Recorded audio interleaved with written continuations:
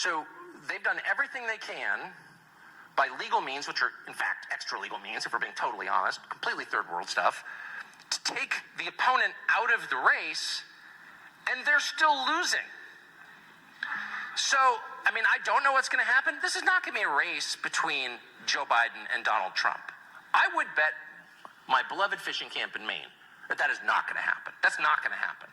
So what will happen? Well, I don't know. One of like 400 distinct other possibilities? I mean, I just can't even, pick one. By the way, if it's Gavin Newsom, we all should be very, very concerned. That guy's scary, and I mean it. I mean it, scary. Yeah, but that's a whole separate conversation. But the point is, this will be forced. These issues will be forced soon, like in a year. And the road from here to November of 2024 is going to be filled with developments nobody in this room could foresee. I can promise you that. So it's about to get very serious, for sure. It's only leadership of the world at stake, which is also, by the way, we now know, the most lucrative possible political franchise in human history. So everything's at stake. What wouldn't they do? What haven't they done? What might they do next? Let your imagination run wild. So the question, the only one that you can answer is, how will you prepare yourself for that? And because that really is the only question. And I mean, my answers to that in my own life, I'll just tell you what I think. One, be a little bit more serious. Take this seriously. Much as you want to retreat and pretend everything is fine, sit down. It's not fine, okay?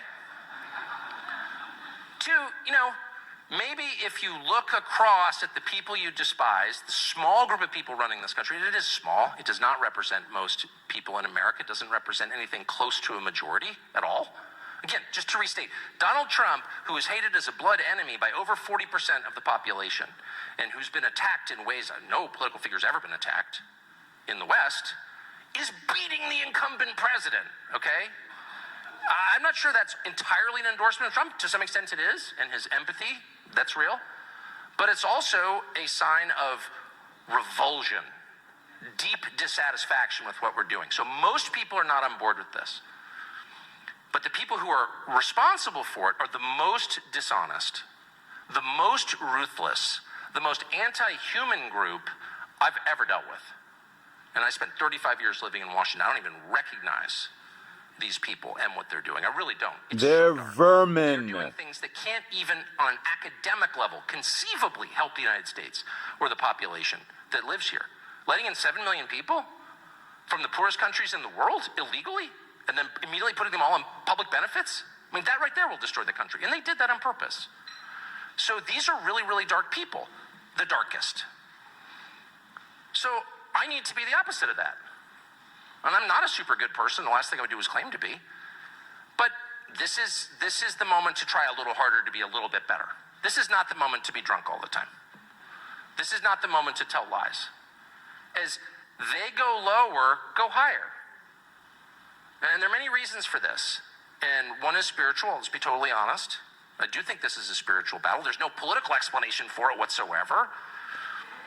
But one other reason is for the way that you feel about yourself.